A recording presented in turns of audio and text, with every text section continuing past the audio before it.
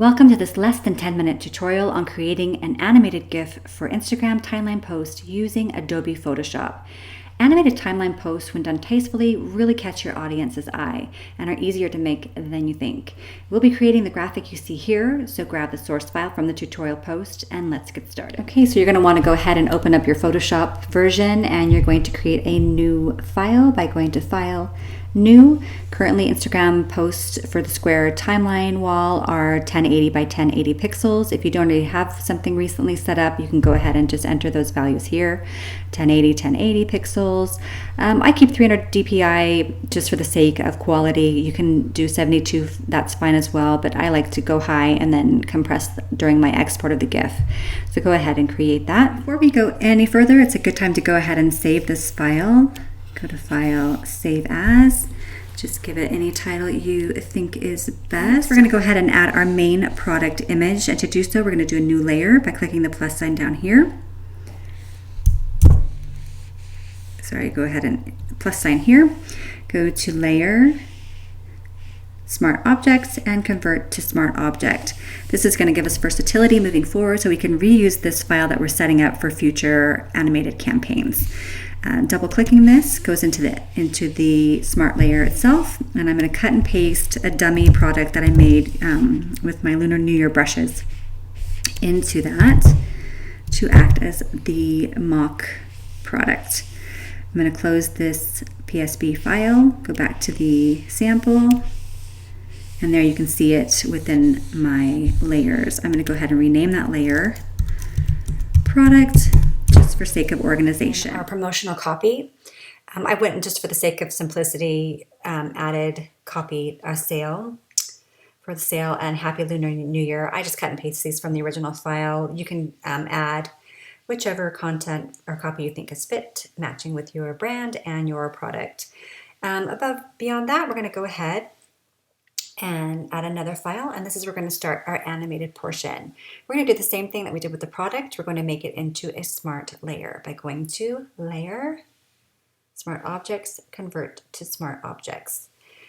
Launching into here is where we're going to add our animated element.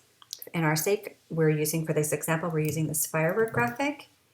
So I'm just going to place it in here, over there, and this is our starting scene, basically. Save that, go ahead and close it, go back to your file, and you can see it is right there. I just realized that it's black, so I'm going to go ahead and double click that and make the edit by image adjustments, inverting that to a white.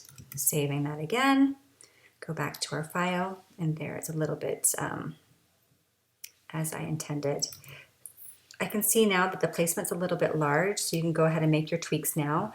Do these edits on your first instance of this icon.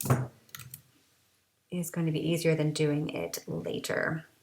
We're going to do that process again. Unfortunately, you can't just drag it down. You need a unique instance of each little element and each phase of its position. So we're just going to do the same thing again. Plus sign for a new layer. Layer, Smart Object, Convert to Smart Object. Double click that, add our firework. Where is it? Oops, Applebee. Let's go back and grab an instance from its friend. Put that into place roughly. You can go ahead and copied and pasted it from the last layer. So you can go ahead and make just a very subtle, adjustment to it. You don't want it to be too dramatic a change, otherwise it'll be a little too flashy. Just a little subtle will be quite nice. And we're going to close out of that, back to our file. Go ahead and name that Firework 2.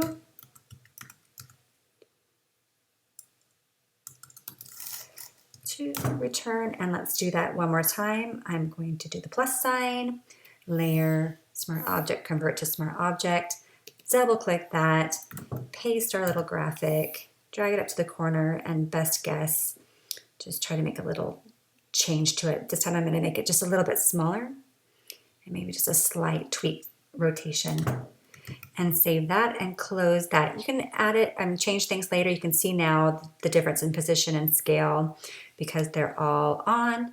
And that's basically where the animated portion is going to live. And now we'll go into our timeline window, go down to timeline. Oops. Yes. And you're going to see a first frame of our animation. Because it's our first frame, we're going to want to just show what we want to show in that first frame, which is firework 1. And I just realized I forgot to firework 3, name that last one.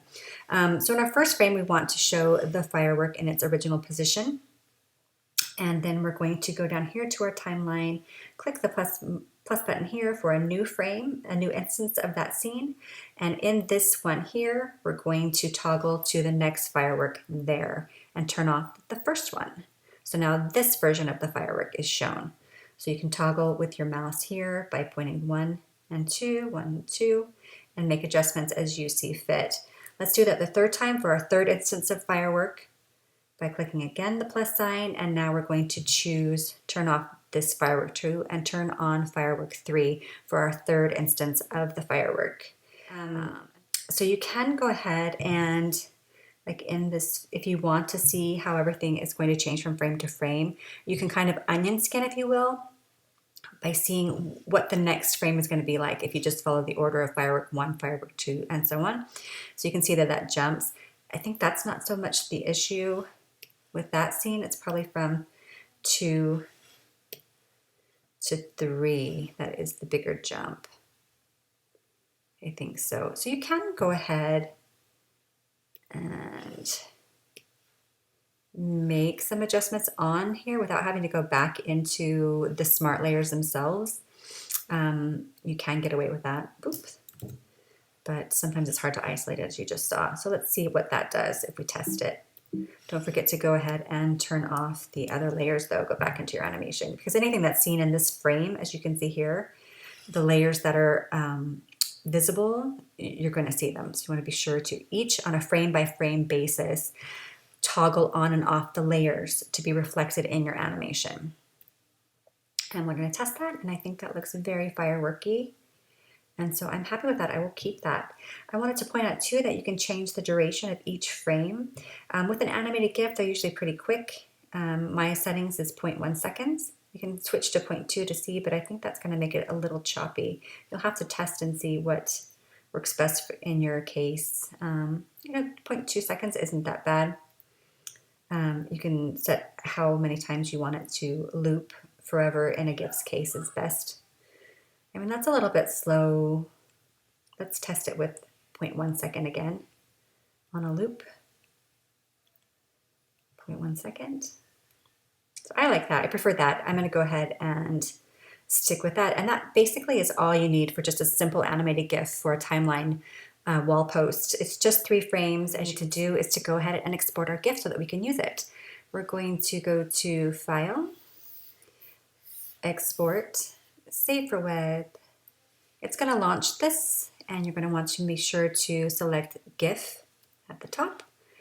Selective diffusion, most all of these you're not going to mess with. Let's see, down here is what you're mostly interested in, and that is the looping options. You want to make sure that it is forever so that it loops forever. You can test it right there. You can set some of your, you can see that some of the quality based on these settings above, it's a bit grainy. You can adjust that, the dithering. See how that improves things. You can uncheck transparency. We don't need that. Interlace. Let's go to more colors is really what's going to make a difference with that quality of your product. If your product does look bad, go ahead and increase your colors. 256 seems fine. You can see here the file size, that's acceptable. Yada, yada, yada. Everything looks good. When you're done, go ahead and save that. Test our GIF, and to do so, all you need to do is to open your preferred browser. I'm using Safari. You can use Chrome, anything, and all you have to do is drag your file over to the toolbar, and it will launch inside of your browser, and you can see the effect. You can then go ahead and post that to Instagram with ease. that's about all there is to it. So it's super fun, super easy, versatile, and it really does catch the eye. So I hope this was helpful, and I hope to see you again soon.